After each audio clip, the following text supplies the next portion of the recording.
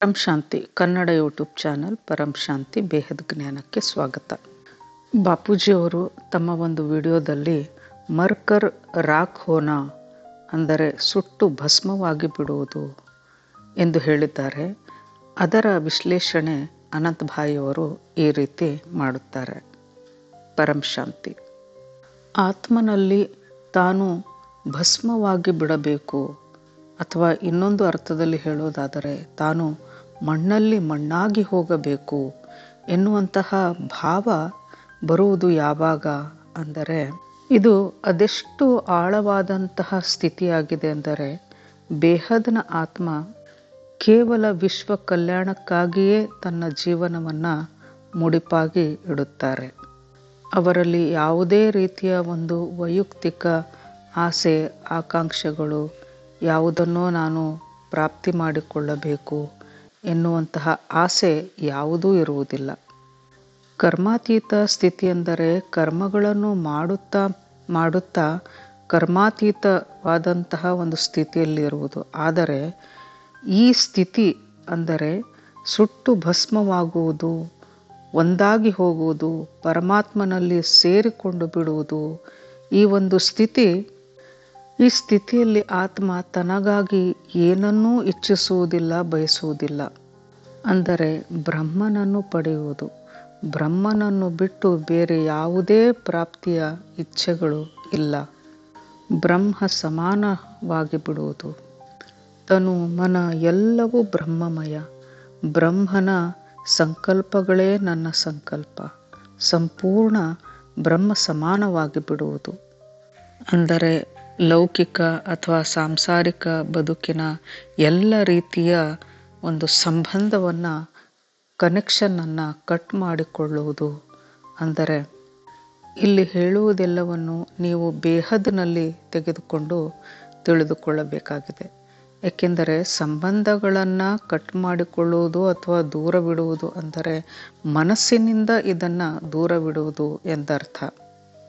ಏಕೆಂದರೆ ಎಲ್ಲ ರೀತಿಯ ಭಾವಗಳು ನಮ್ಮ ಮನಸ್ಸಿನಲ್ಲಿಯೇ ಮೊಟ್ಟ ಮೊದಲಿಗೆ ಉತ್ಪತ್ತಿಯಾಗುವುದು. ಹೀಗಾಗಿ ಆ ಮನಸ್ಸನ್ನು ಈ ಸಾಂಸಾರಿಕ ಜಗತ್ತಿನಿಂದ ಆಚೆ ಆ ಮನಸ್ಸನ್ನು ಕೊಂಡೊಯ್ಯಬೇಕಾಗಿದೆ. ಬಾಪೂಜಿಯವರು ಒಂದು ವಿಡಿಯೋದಲ್ಲಿ ಹೇಳಿದ್ದಾರೆ, ನಾವು ಯೋಚನೆ ಮಾಡುವುದಕ್ಕೂ ಮುನ್ನ ನಾನು ಏತಕ್ಕಾಗಿ ಯೋಚನೆ ಮಾಡಬೇಕು ಎಂದು ಯೋಚಿಸಬೇಕು ಎಂದಿದ್ದಾರೆ. ಈ ಬ್ರಹ್ಮ ಸಮಾನ ಸ್ಥಿತಿಯಲ್ಲಿ ಆತ್ಮವು ಯಾವುದೇ ಪ್ರಕಾರದ ರೋಲನ್ನು ಮಾಡುವುದಿಲ್ಲ. ಅಂದರೆ ಅದರ ಪಾತ್ರ ಸಂಪೂರ್ಣ ನಿಷ್ಕ್ರಿಯವಾಗಿರುತ್ತದೆ. ಅಂದರೆ ಸಂಪೂರ್ಣ ಶರಣಾಗತಿ. ಆ ಪರಮಪಿತ ತಂದೆ ನಡೆಸಿದಂತೆ ನಾನು ನಡೆಯುತ್ತಿದ್ದೇನೆ. ನನ್ನ ಕಡೆಯಿಂದ ಯಾವುದೇ ರೀತಿಯ ಪ್ರತಿಕ್ರಿಯೆ ಅನ್ನುವುದೇ ಇಲ್ಲ. ನನ್ನ ಯೋಚನೆಗಳು ಸಹ ನನ್ನವಲ್ಲ. ಈ ನನ್ನ ಶರೀರವೂ ನನ್ನದಲ್ಲ. ಯೋಚನೆಗಳೇ ನನ್ನದಲ್ಲ ಅಂದ ಮೇಲೆ ಈ ಮನಸ್ಸೂ ನನ್ನದಲ್ಲ. ಈ ಮನಸ್ಸಿನ ಆಟದಿಂದಾಗಿಯೇ ನಾವು ಈ ಭೂಮಿಯ ಮೇಲೆ ಜನ್ಮ ಮರಣದ ಚಕ್ರಕ್ಕೆ ಒಳಗಾಗಿದ್ದೇವೆ. ನಾನು ಬ್ರಹ್ಮ ಸಮಾನನಾಗಬೇಕು ಎನ್ನುವಂತಹ ಇಚ್ಛೆಯೊಂದನ್ನು ಬಿಟ್ಟು ಇನ್ಯಾವುದೇ ರೀತಿಯ ಇಚ್ಛೆಗಳು ಇರಬಾರದು. ಬ್ರಹ್ಮ ಇಚ್ಛೆಯೇ ನನ್ನ ಇಚ್ಛೆ. ಆತನ ಆಲೋಚನೆಗಳೇ ನನ್ನ ಆಲೋಚನೆಗಳು. ಬ್ರಹ್ಮ ಎಂದರೆ ಇಲ್ಲಿ ಬೇಹದ್ನ ಪರಮಪಿತ ತಂದೆ. ಪರಮಪಿತ ಬೇಹದ್ನ ತಂದೆಯು ತನ್ನ ಮಕ್ಕಳ ಪ್ರತಿ ಏನನ್ನ ಯೋಚಿಸುತ್ತಿರಬಹುದು? ಅವನಿಗೆ ಯಾವ ಇಚ್ಛೆಗಳು ತನ್ನ ಮಕ್ಕಳ ಮೇಲೆ ಇರಬಹುದು? ಹಾಗೆ ನೋಡಿದರೆ ಪರಮಪಿತ ತಂದೆ ಭಾವನಾರಹಿತನಾಗಿದ್ದಾನೆ, ನಿರಾಕಾರನಾಗಿದ್ದಾನೆ. ಯಾರ ಮೇಲೆಯೂ ಪ್ರೀತಿಯೂ ಇಲ್ಲ, ದ್ವೇಷವೂ ಇಲ್ಲ. ಯಾರು ಅವನನ್ನು ಧ್ಯಾನಿಸುತ್ತಾರೆಯೋ ಅವರನ್ನು ತನ್ನಂತೆ ಮಾಡುತ್ತಾನೆ. ಅಂದರೆ ತನ್ನ ಸಮಾನನಾಗಿ ಮಾಡುತ್ತಾನೆ ಪರಮಪಿತ ತಂದೆ. ಮರ್ಕೆ ರಾಕ್ ಹೋನಾ, ಸತ್ತ ನಂತರ ಹೇಗೆ ಶರೀರವನ್ನು ಸುಡಲಾಗುತ್ತದೆಯೋ ಆ ಶರೀರದ ಯಾವುದೇ ಕುರುಹುಗಳೇ ಇರುವುದಿಲ್ಲ, ಸಂಪೂರ್ಣ ನಶಿಸಿ ಹೋಗುತ್ತದೆ. ಅಂದರೆ ಸುಟ್ಟು ಭಸ್ಮವಾಗಿ ಬಿಡುತ್ತದೆ.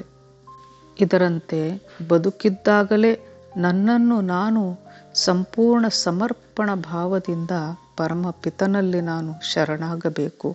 ಅದುವೇ ಮರ್ಕರ್ ರಾಕ್ ಹೋನ, ಸುಟ್ಟು ಭಸ್ಮವಾಗುವುದು, ಮಣ್ಣಲ್ಲಿ ಮಣ್ಣಾಗುವುದು, ಪರಮ ಪಿತನಲ್ಲಿ ಸೇರಿಬಿಡುವುದು. ಬೇಹದ್ ಪರಮ ಪಿತನ ಡ್ಯೂಟಿ ಏನಾಗಿದೆಯೋ ಅದೇ ನನ್ನ ಡ್ಯೂಟಿ, ಅದೇ ನನ್ನ ಕರ್ತವ್ಯ. ಅವನಿಚ್ಛೆಯೇ ನನ್ನ ಇಚ್ಛೆ.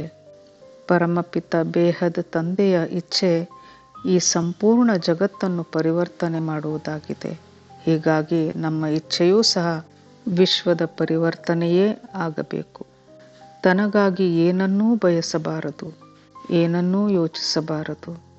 ಸಂಪೂರ್ಣ ಭಾವರೂಪಿ ಈ ಸಾಂಸಾರಿಕ ಜೀವನದಿಂದ ಅಭಾವ ಅಂದರೆ ಭಾವವೇ ಇರದ ಭಾವರಹಿತ ಜಗತ್ತಿನೆಡೆಗೆ ಸಾಗಬೇಕು. ನಾನು, ನನ್ನ ದೇಹ, ನನ್ನ ಸಂಬಂಧಗಳು ಈ ಎಲ್ಲವನ್ನು ತೊರೆದು ಆತ್ಮಭಾವವನ್ನೂ ಸಹ ದಾಟಿ ಹೋಗಬೇಕು. ಆತ್ಮಭಾವಕ್ಕಿಂತಲೂ ಮಿಗಿಲಾದಂತಹ ಭಾವ ಇದಾಗಿದೆ, ಅಂದರೆ ಮರ್ಕರ್ ರಾಕ್ ಹೋನ.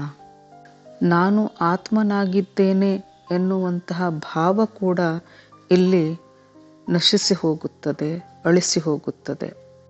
ನಾನೀಗ ಆತ್ಮವೂ ಸಹ ಆಗಿಲ್ಲ, ನಾನು ಸಂಪೂರ್ಣ ಬ್ರಹ್ಮನಾಗಿದ್ದೇನೆ, ಬ್ರಹ್ಮಮಯನಾಗಿದ್ದೇನೆ ಎಂಬ ಭಾವ, ಸಂಪೂರ್ಣ ಬ್ರಹ್ಮ ಸ್ವರೂಪ.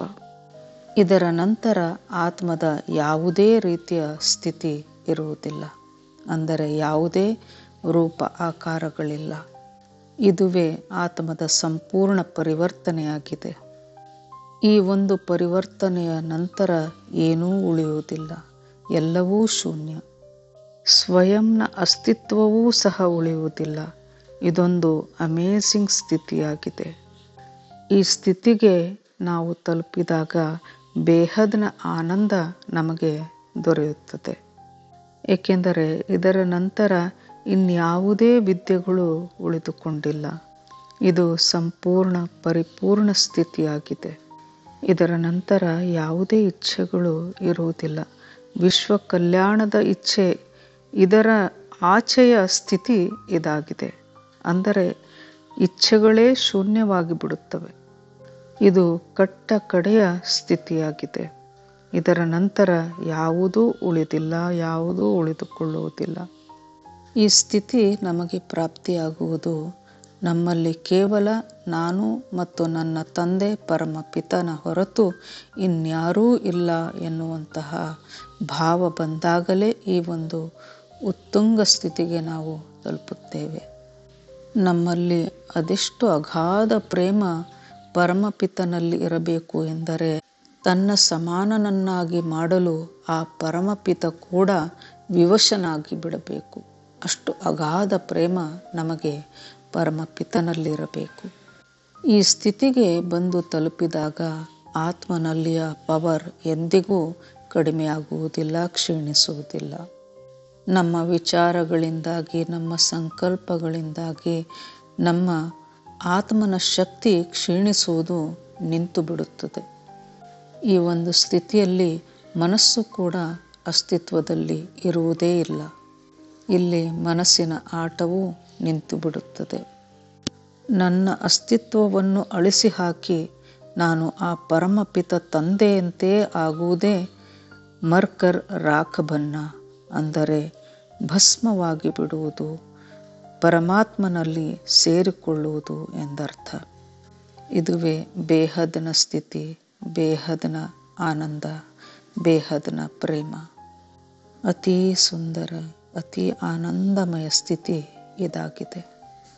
ಕಣ್ಣುಗಳನ್ನು ಮುಚ್ಚಿ ಇದರ ಅಂದರೆ ಈ ಸ್ಥಿತಿಯ ಆನಂದವನ್ನು ಅನುಭವಕ್ಕೆ ತಂದುಕೊಳ್ಳಿ.